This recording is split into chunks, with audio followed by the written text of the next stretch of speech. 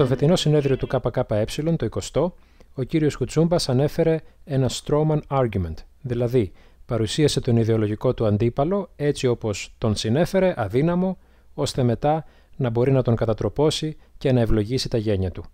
Ας ακούσουμε την φράση του κυρίου Κουτσούμπα. Όλο και συχνότερα η αδυναμία διατύπωσης μιας θετικής υπεράσπισης του καπιταλισμού, δείγμα και αυτό άλλωστε της ολόπλευρης κρίσης του, καταλήγει στο ερώτημα «είναι καλά όσα προτείνεται, αλλά πού εφαρμόζονται».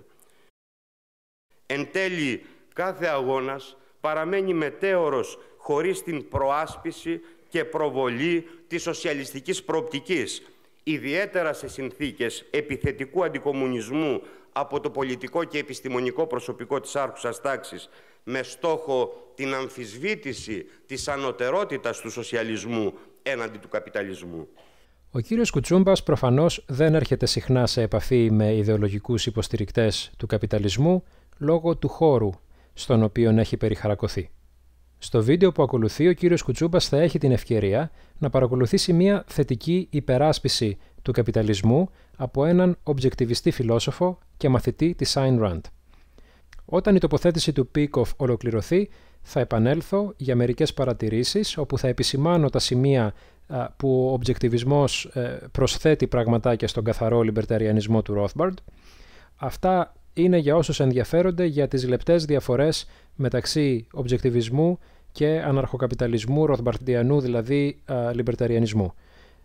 Βέβαια, στα αυτιά του κυρίου Κουτσούμπα αυτές οι λεπτομέρειες δεν θα έχουν σημασία, θα φανούν μάλλον αδιάφορες. Ελπίζω όμως εδώ να ακούσει μια θετική υπεράσπιση, μια ηθική υποστήριξη του καπιταλισμού, ώστε να την συμπεριλάβει στην επόμενη ομιλία του στο 21ο συνέδριο. Πάμε να ακούσουμε τον Leonard Peikoff. Good evening, ladies and gentlemen. Our topic this evening is capitalism versus socialism, which is the moral system. To answer, we have to know what is morality. What is the ethical standard we're going to use to judge a political system? We cannot just assume that everyone knows or it's in the Bible. We've got to state and validate our moral views at the outset because that's what's going to decide this debate. Now, our side holds that the standard of morality is man's life, that which man requires in order to sustain his life. Whatever man requires by his nature in order to survive, we regard as the good or the moral. Man's crucial tool of survival is his reason, his mind. The mind is our only means of dealing with reality, grasping facts, acquiring reliable knowledge. The mind is the basic source of every pro-life value. Take as one example the immense, unprecedented wealth that you see all around you in the West, the wealth created since the Industrial Revolution and capitalism. This wealth was not produced by muscles, but essentially by thought. The thought of the scientists who discovered new knowledge, of the inventors who used the knowledge to create new products, of the businessmen who used their minds to conceive and organize large-scale productive enterprises. Physical labor by itself is not what creates wealth. Every earlier age had an abundance of physical labor. What creates wealth and all human values is thought. That's point one. Morality means thinking, reasoning, exercising, and living by one's mind. Point two, life requires selfishness. A living organism has to be the beneficiary of its own actions. It has to pursue specific objects for itself, for its own sake and survival. Life requires the gaining of values, not their loss. Achievement, not renunciation. Self-preservation, which is selfish, not self-sacrifice. If life is the standard, then morality cannot consist of sacrifice. Sacrifice is incompatible with the requirements of human life. And I mean here any kind of sacrifice, whether of oneself to others or of others to oneself. Many people think our choice is only sacrifice yourself to others, which they call altruism, or sacrifice others to yourself, which they call selfishness. Cut your own throat for your neighbor's sake, or cut their throats for your own sake. Either way, however, one thing remains the same. Somebody's throat gets cut, and the dispute is merely over who is to be the victim. If life is the standard, however, we should not be reduced to haggling over victims. We should oppose on principle the idea of throat cutting, in other words, of sacrifice. A selfish man, in the sense I advocate, does not sacrifice others to himself. Selfishness means each man is an end in himself, neither sacrificing himself to others nor others to himself. A man should live independently by his own mind and effort with no victims. Such a man uses his mind to the fullest and acts accordingly. In other words, I'm talking about rational self-interest. And in dealing with others, this means trading value for value by mutual consent to mutual advantage. It means each party respecting the sovereignty and the freedom of the others with no sacrifice either way. The ethics of social service, the ethics of self-sacrifice, is what is destroying the world today. Who is supposed to sacrifice and to whom, according to the conventional theories that we hear everywhere? Are the incompetent supposed to sacrifice to the able? The parasites to the productive? Obviously, no. The able and productive have nothing to gain from such a sacrifice. It's supposed to work in reverse, we're told. The able are to sacrifice to the incompetent, the productive to the parasites, the thinkers to the mindless, the healthy to the afflicted.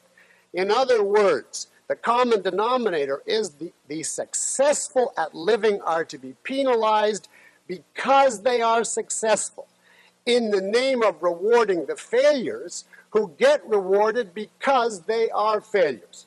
You could not invent a more anti-life code of morality. And the only practical effect it can have is to strike down all who succeed at life and thereby drag down the whole human race, as you now see happening all over the world. Properly, if you are in trouble through no fault of your own, and I stress that this has to be a marginal issue. If everyone was in such trouble, the human race couldn't exist. If you are in such trouble, you have to depend on the voluntary generosity and private charity of those who are not in trouble. You have to ask for help as a favor, not as a right. You cannot use your trouble as a club over your neighbor's head. You have to recognize that other men have a right to exist too, that your suffering does not make them your slave. In other words, this is not the function of the government. What is? Well, Dr. Ridpath will be covering this point, but in essence, we hold the government's function is to protect each individual precisely from being sacrificed by others or to others, to protect the independence of each man's mind, in other words, to protect his individual rights and leave every man free to act on his own judgment and for his own profit. And this is exactly what capitalism is. And I want to stress this. Capitalism is not what we have in the West today. I'm talking about laissez-faire capitalism. In other words, the complete separation of state and economics. Not government by pressure groups, not government favors for any group, whether businessmen, labor, farmers, or consumers. Not tariff protection, nor subsidies, nor franchises, nor any kind of handouts or welfare functions. I'm speaking of government as an impartial arbiter to prevent citizens from violating individual rights and otherwise hands off, which is what laissez-faire means. Capitalism is the system that leaves man free to function. It leaves each individual free to live by his own mind and judgment, pursue his own goals, trade voluntarily with others. It's the system based on the morality of rational self-interest. Socialism is the opposite. However, socialists may protest that the individual will benefit under their system, the fact remains socialists claim that the standard of value is not the life of the individual, but the welfare of the group, whether they call it the collective, the community, the race, the nation, the proletariat. They hold that it's the duty of the individual to serve the group, to sacrifice for others, as decreed by the group's representative and spokesman, the all-powerful state. This viewpoint must mean ultimately the enslaving of the individual by the state, and therefore the crushing of thought, production, achievement, and finally of life itself. In the 19th century, when the West came closest to capitalism, the result was the highest standard of living and the longest interval of peace in mankind's history. The moral is the practical. As for socialism, look at the collapse of England, look at Soviet Russia, and remember that Nazi Germany meant National Socialist Germany. The results of socialism everywhere, am I out of time? Yes, you are as bad as they could have been predicted. Thank you. Όπως υποσχέθηκα, θα αναφέρω τώρα την βασική διαφορά μεταξύ της θέσεως του Peikoff και της Ayn Rand βεβαίως και του ομπζεκτιβισμού και της θέσεως του Rothbard και του καθαρού λιμπερταριανισμού. Η διαφορά είναι ότι ο Peikoff θέλει ένα κράτος το οποίο να προστατεύει το άτομο από το να θυσιάζεται από άλλους και για άλλους. Το για άλλους είναι η διαφορά.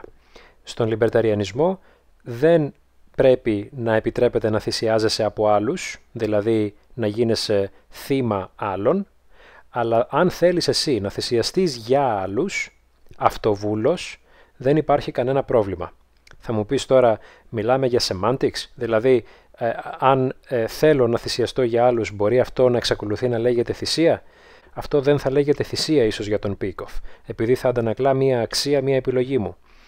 Για τον λιμπερταριανισμό, που είναι καθαρά πολιτική θεωρία, δηλαδή υποτομέας, υποσύνολο της ηθικής και όχι γενική ηθική θεωρία, δεν είναι αμαρτία το να θέλεις να θυσιαστείς για άλλους και σίγουρα το κράτος δεν πρέπει να σε εμποδίζει να θυσιαστείς για άλλους αν εσύ ελεύθερα μόνος σου το επιλέγεις. Για τον ομπζεκτιβισμό, που είναι μια φιλοσοφία αρετής, όπως έχουμε πει και σε άλλο βίντεο, η σωστή συμπεριφορά είναι αυτή που συνάδει με την λογική, που δεν είναι παρορμητική, που θέτει στόχους και τους επιδιώκει, που επιδιώκει αυτό που είναι καλό για τη ζωή και τις αξίες του κάθε ανθρώπου, που ελεύθερα αυτός επιλέγει. Ο λιμπερταριανισμός δεν σε κρίνει ηθικά εάν επιλέξεις να είσαι παρορμητικός ή αν επιλέξεις να βλάψεις τον εαυτό σου, το σώμα σου, τη ζωή σου. Δεν είναι αυτό το θέμα του λιμπερταριανισμού. Το θέμα του είναι καθαρά θέμα πολιτικών δικαιωμάτων, δηλαδή ορισμού του τι σημαίνει ιδιοκτησία, ποια ιδιοκτησία είναι δίκαιη, πώς αποκτάται, πώς ανταλλάσσεται και ούτω καθεξής, και αφού έχεις ορίσει την δίκαιη σφαίρα επιρροής του κάθε ατόμου, μετά να θέσεις την αρχή μη επίθεσης ως την βασική αρχή που επιτρέπει στο κάθε άτομο να μην παραβιάζεται η σφαίρα επιρροής του από άλλους. Αν όμως εσύ θέλεις να είσαι κολεκτιβιστής από επιλογή, βλάπτοντας όμως μόνο τον εαυτό σου και όχι τους άλλους, τότε δεν πρέπει το κράτος να σε εμποδίζει. Η θέση των ελαχισταρχικών γενικά είναι ότι μπορεί ένα κράτος να υπάρξει το οποίο να κάνει μόνο αυτές τις καλές προστατευτικές πράξεις, αλλά να μην παραβιάζει ποτέ τα δικαιώματα κανενός. Οι αναρχοκαπιταλιστές πιστεύουν ότι αυτό είναι ένας ουτοπικός στόχος. Το κράτος δεν μπορεί να παραμείνει μικρό, δεν υπάρχει μηχανισμός που να το διατηρεί μικρό. Ή θα πρέπει να συνθλιβεί τελείως και να εκμηδενιστεί, ή θα πρέπει να αφαιθεί ώστε να μεγεθυνθεί και να επανέλθουμε σιγά σιγά στη σημερινή κρατική κοινωνία. Δεν γίνεται να έχεις κράτος που να προστατεύει την ελευθερία του ατόμου, από τη στιγμή που υπάρχει κράτος αναγκαστικά κάποιος βαθμός ανελευθερίας επιβάλλεται. Το ελάχιστο που επιβάλλεται είναι το βίαιο μονοπόλιο του κράτους στην νομοθεσία, στην παραγωγή νόμων, στην εκδίκαση υποθέσεων και στην ίδια την παροχή της προστασίας. Αυτό δηλαδή που οι περισσότεροι ελαχισταρχικοί θεωρούν πυρήνα του κράτους που δεν μπορεί να μειωθεί περαιτέρω.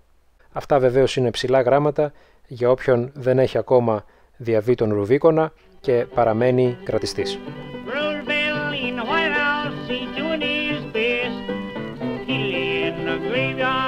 Taking his rest.